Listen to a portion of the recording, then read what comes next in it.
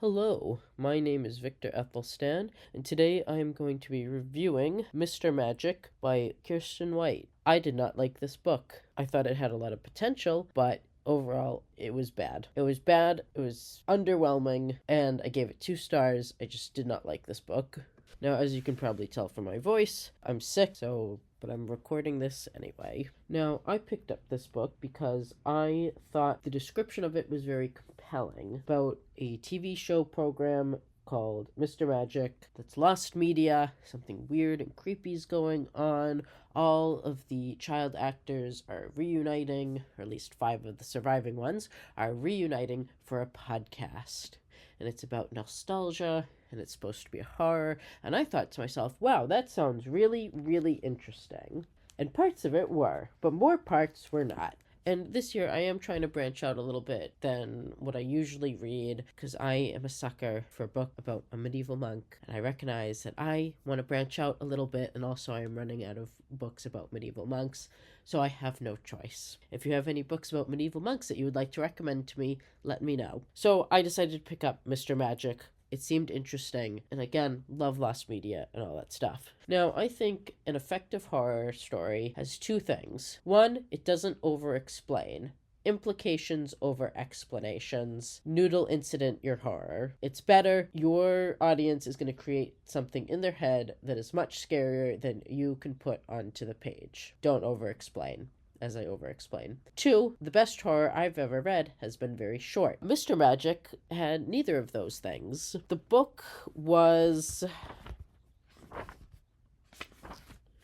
288 pages long. Fairly short, fine, comparatively speaking, but way too long for this book. I think they could have cut it down by 100 pages. It would have been excellent, but they didn't.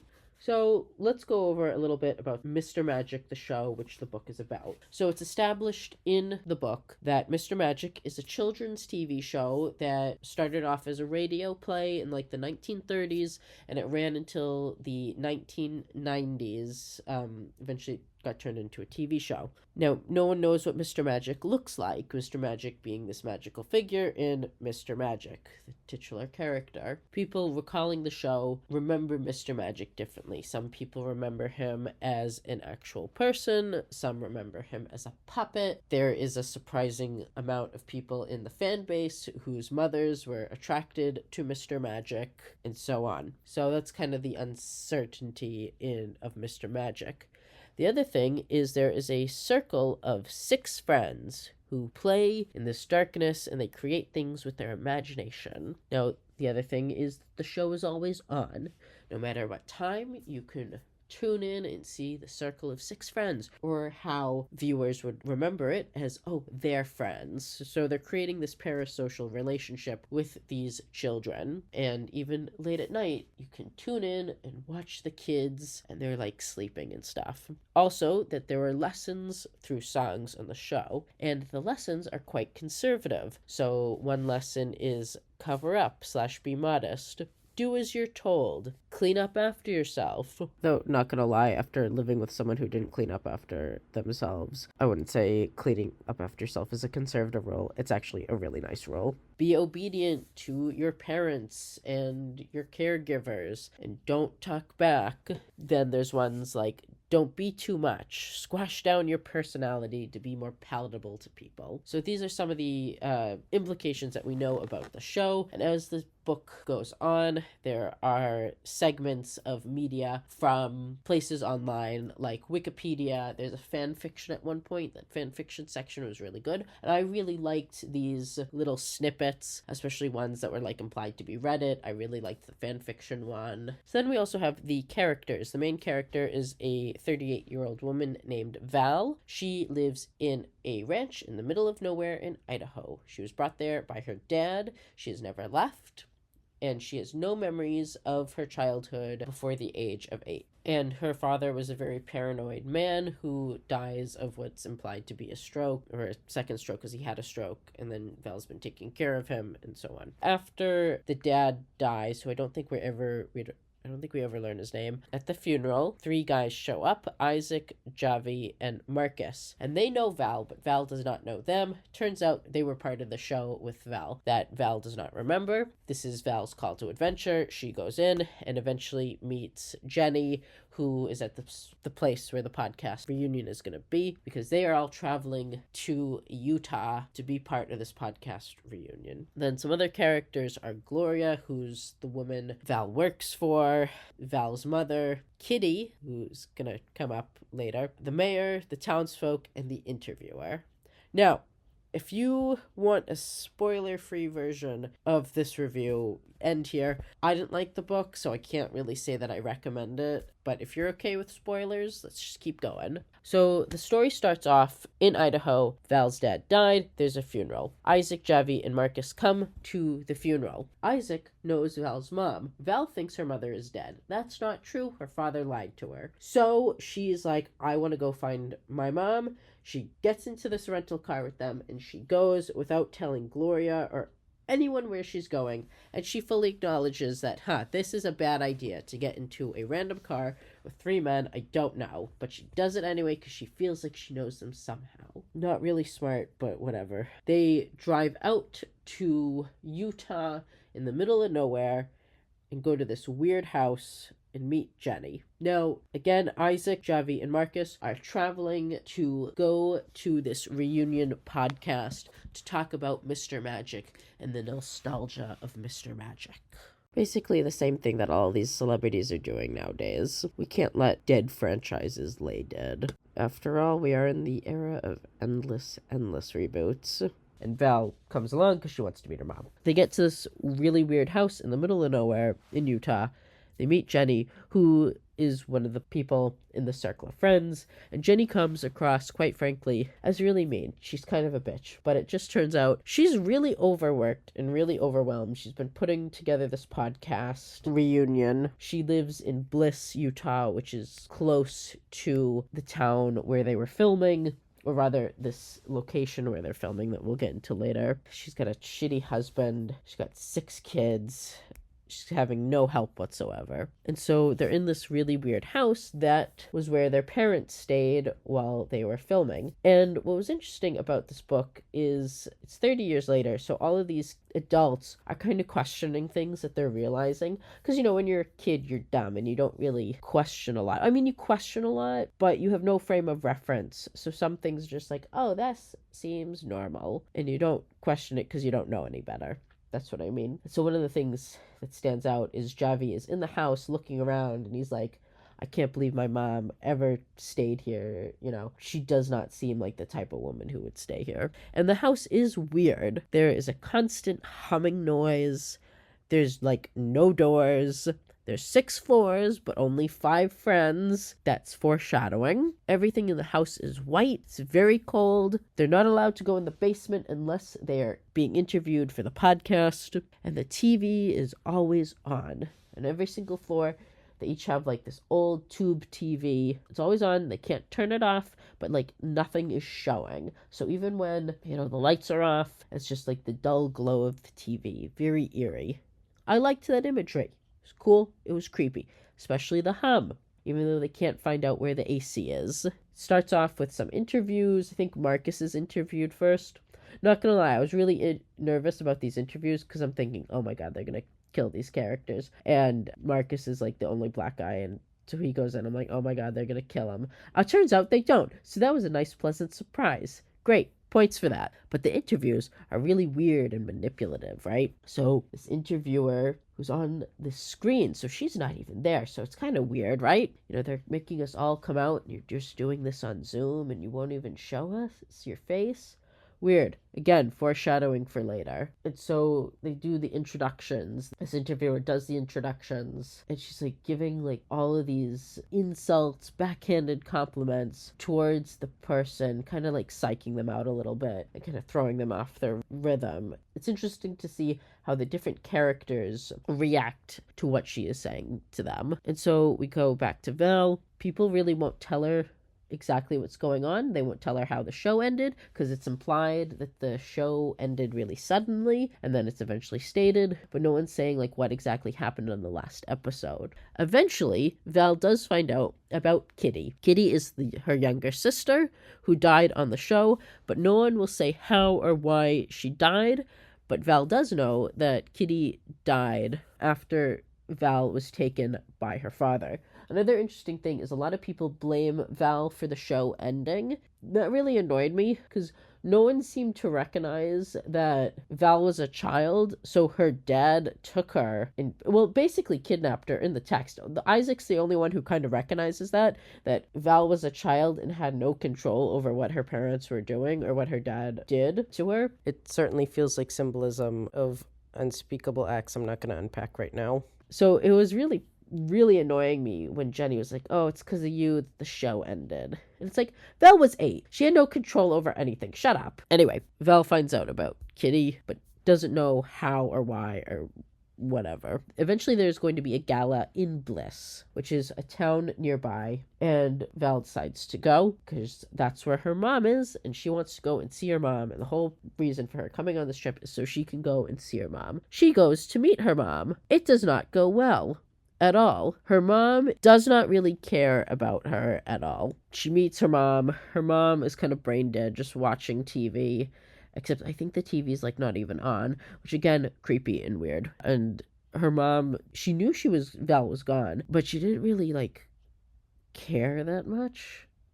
So weird. Especially Val is realizing that no one was really looking for her. There were no police reports. Because based on what her dad said, she thinks that she did something, and so they're on the run because of something she did when she was 8 years old. So at the gala, they meet all the townsfolk. The townsfolk are super Mormon. They talk about Brigham Young sending people out into the desert because of polygamy and whatever. It was also interesting reading this book because I've been binge watching The Secret Lives of Mormon Wives, and I feel like basically I'm learning a lot about Mormonism through this TV show that I'm half watching while I draw. I fully recognize maybe not a great source to learn about Mormonism, but I don't really care. Editing Victor here. This is just to say, at some point I'll do like a proper deep dive into the religion and research what it's all about, but today's not that day. I also still think it's a cult. Enjoy the rest of the video. Not gonna lie though, the Mormon church fascinates me, but like not in a good way. So they meet all these Mormon people talking about Brigham Young sending people out into the desert because, I don't know, he didn't want them to take his child brides or whatever. I don't fucking know. So Val meets the mayor of this town, and he's really weird.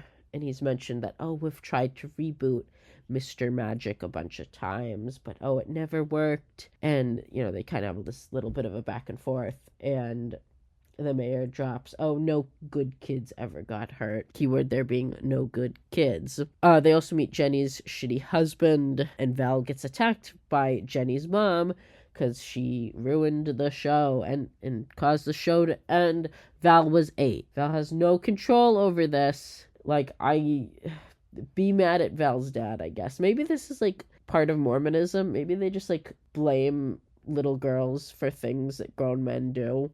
Unpack that how you will. And then eventually Val leaves the gala. Now, as they're leaving, Isaac's mom gives Val a tape. It's like a VHS tape. And then Val eventually watches the tape when she's alone. And so she's watching this, and she's seeing it's the show. It's Mr. Magic, because no one can find out anything about Mr. Magic. It's only people's memories. There are no recordings online, and websites talking about Mr. Magic get taken down. So it's all very hush-hush, more culty Scientology Mormon stuff, I guess. I don't know. I know Scientology isn't the same as Mormonism, but, it's the same vibe. Yeah, so she's watching this show. It becomes very clear to her that something weird is going on, because the special effects in that show could not be possible in the 1990s. So, in the show, Marcus is the kid that, paints incredible paintings and settings, and they become real. There's special effects where Jenny gets a mustache as she's, putting on a magic thing.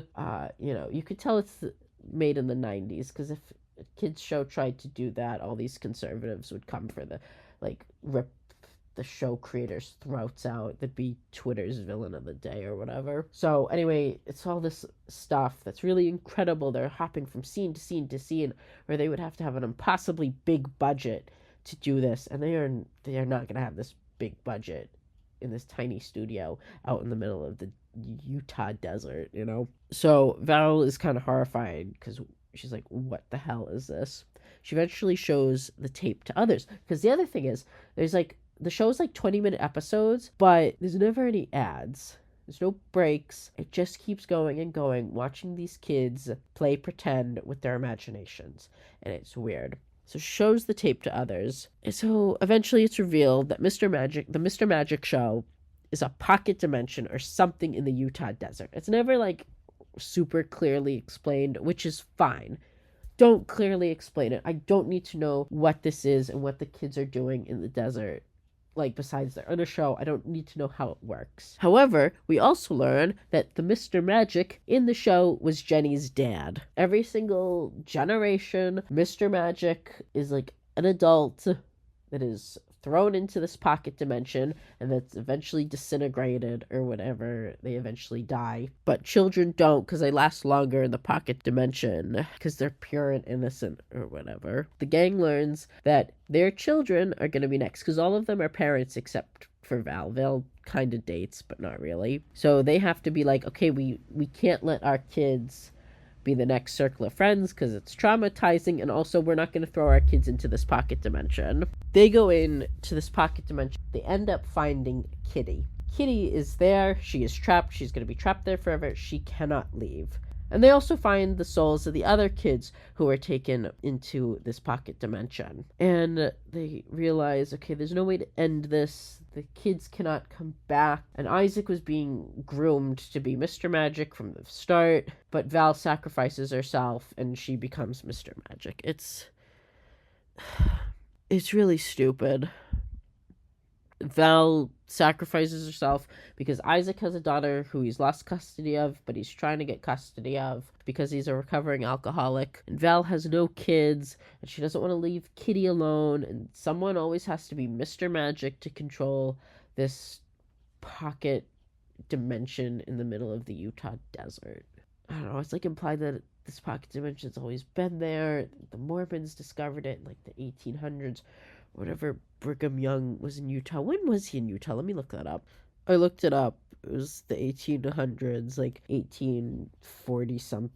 1840s to like 1870s. I don't know. I got distracted by the fact that he had 56 wives and an alarming amount of them were under the age of 18. An alarming amount, I will note, is anything over one. The proper amount of wives under the age of 18 is 0. That was not that number. Jesus Christ. Oh my God. Also, what is with cult leaders? Every single cult leader seems to want to have like 75 million wives. They're just a bunch of sex pest perverts, really. Okay, anyway, I'm getting distracted. So, where was I? I don't know. Whatever, it doesn't matter. I don't know how this pocket dimension was controlled before that. Fine, whatever, I don't need an explanation. So Val becomes Mr. Magic, and then the story ends at Val's memorial, and all the kids are watching the new reboot of Mr. Magic, and Val has become Mr. Magic, and there are no new kids. It's all the kids that are trapped in the pocket dimension, and now the lessons are like how to regulate your emotions, and it's okay to feel sad instead of push down your emotions, and blah, blah, blah. And, you don't have to make yourself more palatable to other people. And that is the end of the book. So, I'm going to discuss briefly what I liked in Mr. Magic. Sometimes the writing was compelling, and I liked the mystery aspect of it. I liked the found media parts of the book. That was cool. When the book was really, really good, I had trouble putting it down. Now, what didn't I like about Mr. Magic? The main one is that the book treats you like you're stupid. Again, there's too many explanations when the implications were perfectly fine. Don't treat me like I'm dumb. I hate books that treat me like I'm stupid and that I can't piece things together. I don't need everything to be explained to me. I can figure it out by myself. I'm not an idiot. Maybe this is my fault. Maybe it's my... No, actually, no. I'm going to die on this hill. Don't treat me like I'm stupid when I'm reading your book. One really good book I read recently that does not treat you like you're stupid is The Count of Monte Cristo. That story was really good. It doesn't treat you like you're stupid. It expects you, as the reader, to figure things out and to wait until the end. This book does not let you do Mr. Magic. It treats you like you're dumb. Also, some of the concepts in it, I'm going to admit, read more like a creepypasta that you would find on, like, Reddit or, like, creepypasta websites, whatever those are, I can't remember, than, like, an actual book. Now, I have read creepypastas in the past. I've kind of outgrown them because I am almost 30 years old, but I'm a big fan of time and place. And Mr. Magic, it was not for me, and I didn't like it. I thought it was going to be a lot better than it was, especially regarding collecting internet stuff. Turns out, I do not like creepypasta-esque books that are traditionally published. I only like reading that stuff if it's online. And yeah, I did not like this book. I gave it 2 stars. I was hoping that it would be a 4-star book. Like, about halfway through, I was like, okay, this is probably going to be a 3-star read. If the ending is really, really good, I might even give it 4 stars. But the longer I read it, the more annoyed I got with it. Just regarding the prose, the concepts. I eventually even just got annoyed with it being called Mr. Magic itself. Sorry if you could hear the little thumping. It's because I'm, like, flipping through the book almost. Yeah, the book annoyed me, and I did not like it. And so that is going to be the end of the video today, because I'm repeating myself, and I'm sick, and I want to go lie down. Hopefully, by the time I edit and get this book out, I will no longer be sick. So, now, speaking of books, if you want a great book, at least in my opinion, you could check out my novel, Decessit Vita Matris. It is available on sale on Amazon and Itch.io. Also, later this month, on May 31st, fingers crossed, I am putting out a collection of short stories to prove that I write about other things that are not medieval monks. So you should check that out. It is called Surprisingly Good Fish Ice Cream. It's a collection of humor, it's a collection of horror, and it's a collection of humorous horror. It's going to be really fun, and hopefully you will enjoy it. Right now, I am also querying my next novel, which is going to be Brother Silanus. You might have read the web novel. If you've not, you should check that out, especially because once this novel is published, if I get it picked up by an agent, I will be taking it off of AO3. So I'm hoping that if I can get an agent by the end of the year, hopefully I will get it traditionally published. If I don't get an agent by the end of the year, then I'm just going to self-publish it, because I have rewritten it, and I'm really proud of the rewrite. It's really good. A lot more is expanded upon. I have cut some plots that just weren't working, and overall, it is a much stronger story. Finally, I'd like to thank my patrons, so thank you very much. If you would like to support me on Patreon, please do that. Tiers start as low as $1 a month. And yeah, I hope you all have a good May, and stay safe out there. Until next time, bye.